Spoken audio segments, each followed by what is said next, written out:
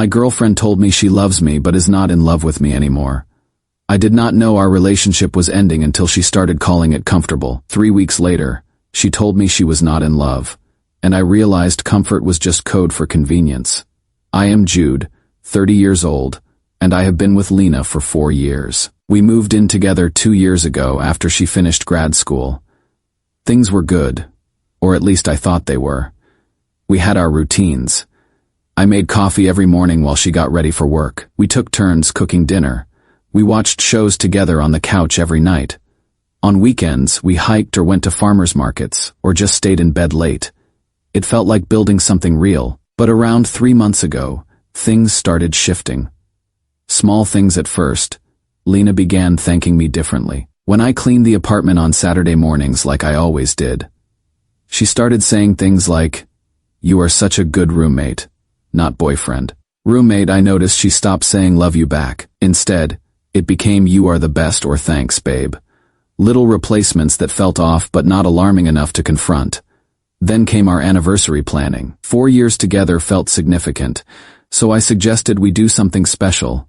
Maybe that bed and breakfast in the mountains she had mentioned wanting to visit. She looked at me with this strange expression, halfway between guilt and relief, and said, "Let's keep it low-key this year. I want to focus on myself more." I asked what she meant by that, and she just smiled and said she was working on personal growth. I did not push it. The distance kept creeping in. She started going to yoga classes that ran late. She went out with coworkers more often, coming home smelling like wine and apologizing for losing track of time. She was always on her phone, texting people I did not know, angling the screen away when I walked past. When I asked about her day, her answers got shorter. Work was fine, class was good, nothing specific. Nothing that invited me in. I felt like I was watching her through glass, seeing her but not reaching her. I told myself I was being paranoid, that she just needed space to process whatever she was going through. I gave her that space. Maybe that was my mistake. One Sunday morning I was fixing the sink in our bathroom.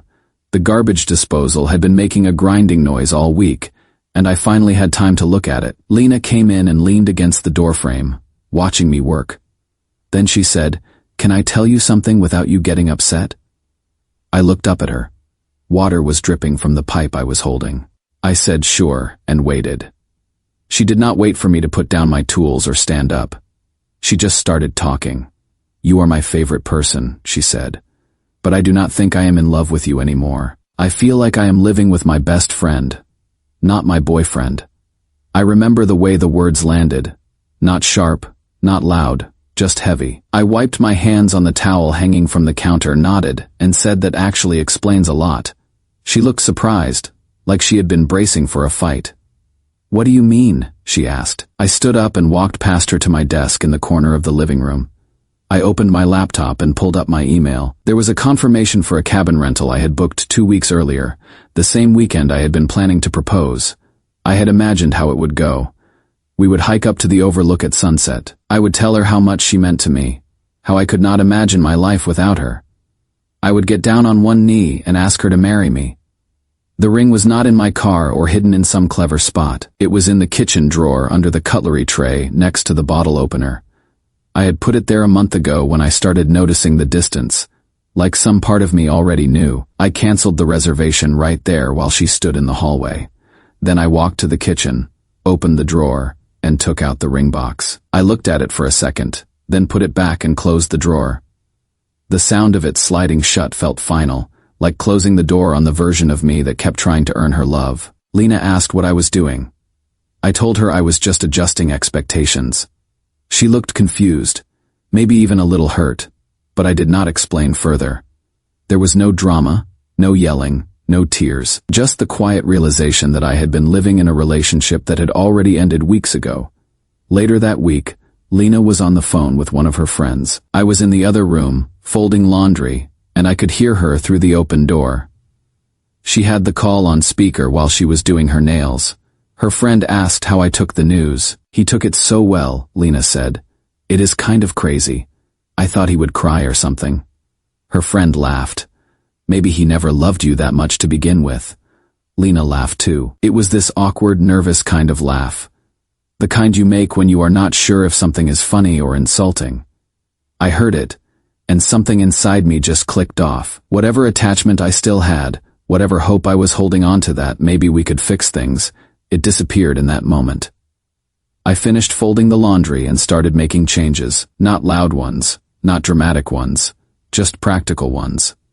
That night, I stopped making coffee for both of us in the morning. I made 1 cup, for me. When she asked where hers was the next day, I said I figured she could make her own since we were just roommates now. She looked annoyed but did not argue. Over the next few days, I went through our shared expenses and created a spreadsheet. I split everything down the middle: rent, utilities, internet, groceries. I canceled the subscriptions we shared: streaming services, meal kits, the joint gym membership. I sent her the breakdown and told her we should each handle our own accounts moving forward. She called me petty. I told her I was just being accurate. Update 1: thank you to everyone who commented. I did not expect this to get so much attention. A lot of you told me to leave immediately, and I understand why you think that. But it is not that simple. We have a lease until March, and breaking it early would cost both of us thousands of dollars. Neither of us can afford right now. So I am staying. But on my terms. Since I posted, things have continued to shift. I reorganized the apartment to make it clear we are living separate lives. I moved my clothes out of our shared closet and into the guest room. I took my books off the shared shelf and put them in my space. I even rearranged the living room, so the couch faces a different direction. Lena noticed immediately. "Why are you acting weird?"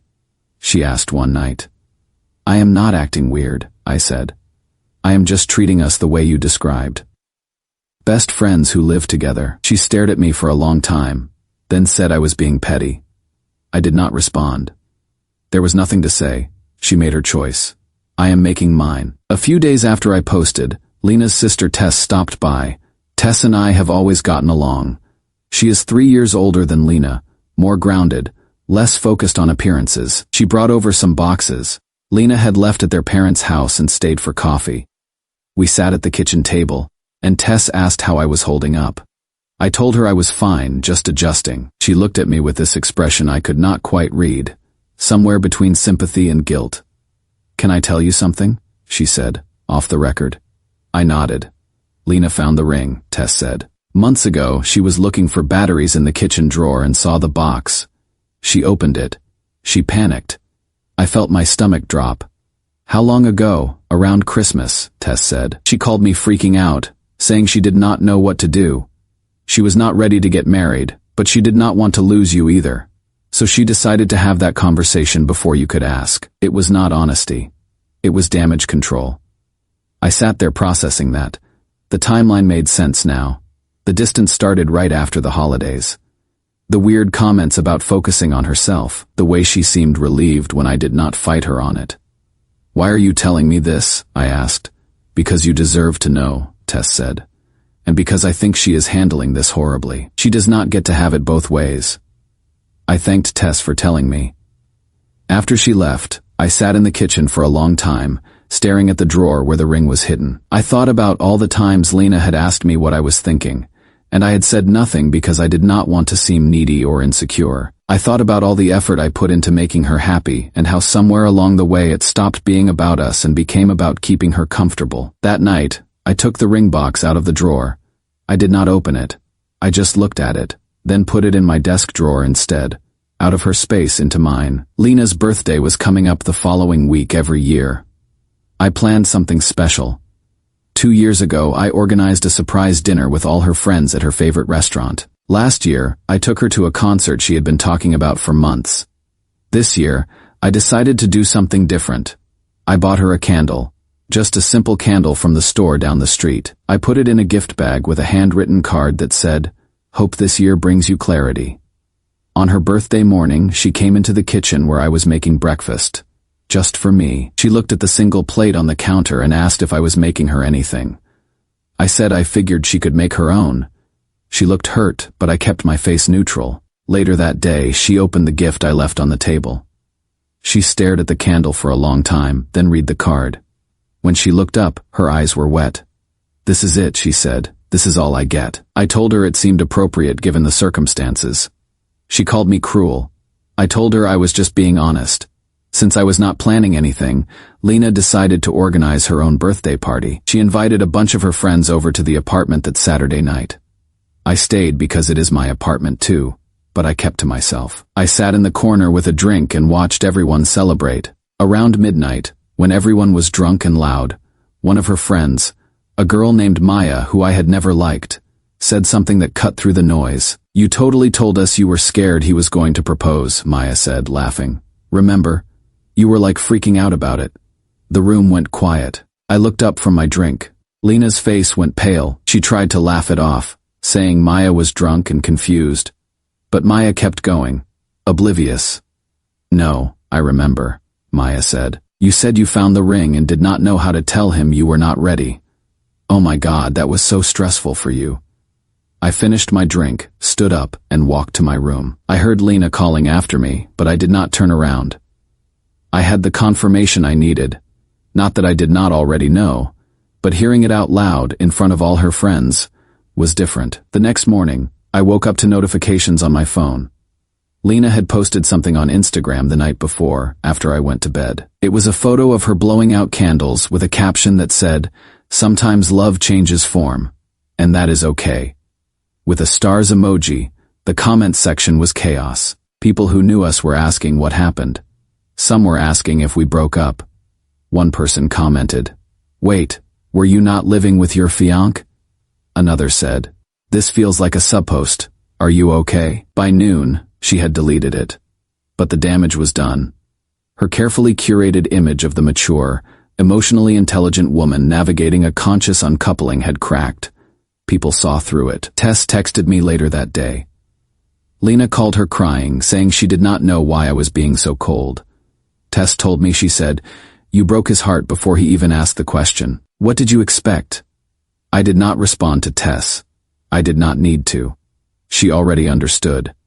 Update 2: after the Instagram incident, Lena tried to act like nothing happened. She went back to her normal routine. Yoga classes, brunches with friends, acting like we were still the amicable roommates she had framed us as. But the cracks were showing. Her friends started distancing themselves. Some of them reached out to me privately, saying they had no idea she had been so cold about the whole thing. A few even apologized for taking her side initially. I kept my distance. I worked from home most days, so I stayed in my room with the door closed. When we crossed paths in the apartment, I was polite, but brief. I did not engage in small talk. I did not ask about her day. I treated her exactly like a roommate I barely knew. She hated it. I could tell by the way she started finding excuses to be in the same room as me.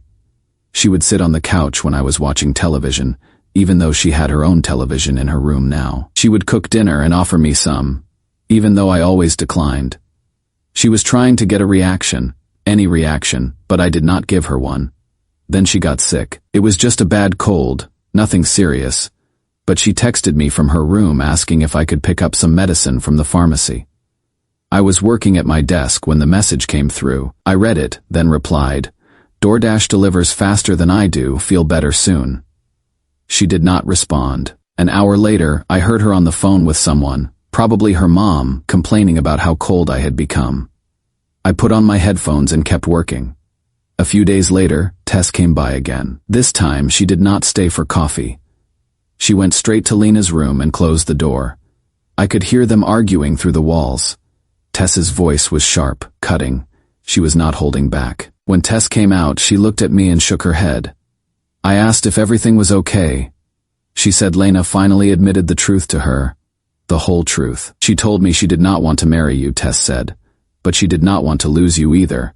She wanted to keep you around without the commitment. She thought she could have it both ways." I nodded. That tracked with everything I had observed. Tess looked like she wanted to say more, but she just sighed and left. That night, Lena tried to talk to me. She came out of her room while I was making dinner and stood in the doorway of the kitchen. I could feel her watching me, but I did not look up. "Can we talk?" she said. I kept chopping vegetables. "About what?" "About us. About everything." I finally looked at her.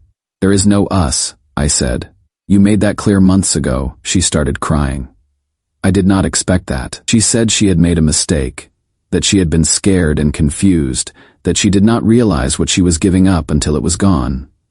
She said she still loved me. She reached for my hand, but I stepped back. "But you do not love me the way I loved you," I said. "You love the idea of me. You love having someone who cooks dinner and fixes things and makes your life easier. But you do not love me enough to commit. You do not love me enough to stay."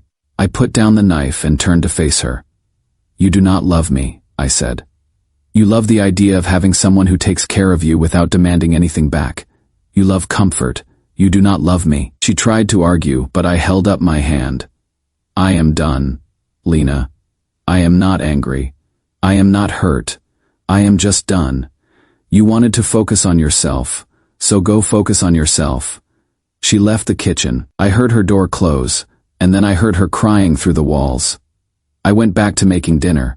A week later, I told her I was ending the lease early. Yes, it would cost money. Yes, it would be inconvenient. But I had saved enough, and I was ready to move on. I had already started looking at places. I found a small house outside Portland. Nothing fancy. Just a 2-bedroom with a yard and a garage I could turn into a workspace. When I told Lena, she panicked. She could not afford the apartment on her own, and she did not have anywhere else to go on short notice. I told her she had 2 months to figure it out, which was more than fair. She accused me of abandoning her. I reminded her that she was the one who ended the relationship, not me. The day I signed the lease on the new house, I started packing. I took my time, boxing up my books and clothes and kitchen supplies. I left her the couch because I never liked it anyway. I left her the television in the living room because I had already bought a new one for the new place. I labeled the boxes parting gifts in my head, but I did not tell her that. On my last day in the apartment, Lena tried one more time. She asked if we could at least stay friends. I looked at her and said, "Comfort was never the problem. You just confused love with maintenance." She did not have a response to that. I loaded the last box into my car and left. Final update: the house outside Portland has been everything I needed. It is quiet out here, away from the noise of the city. I have a small yard where I started growing tomatoes and herbs. The garage has been converted into a workspace where I do my freelance design work. I wake up early, make coffee just for myself, and spend my mornings working on projects I actually care about. It feels like I got my life back. I have not spoken to Lena since I moved out. I blocked her number and her social media. I did not do it out of anger. I did it because I needed a clean break. Through mutual friends, I heard she had to move back in with her parents. Apparently, she tried to find a roommate to take over my half of the lease, but it did not work out. She also started some kind of podcast about emotional growth and relationships, which feels ironic given everything that happened. From what I understand, it is not going well. She is struggling to pay her bills and keeps asking her parents for money. I do not feel vindictive about any of this. I do not take pleasure in her struggles. I just feel nothing. That is the strangest part.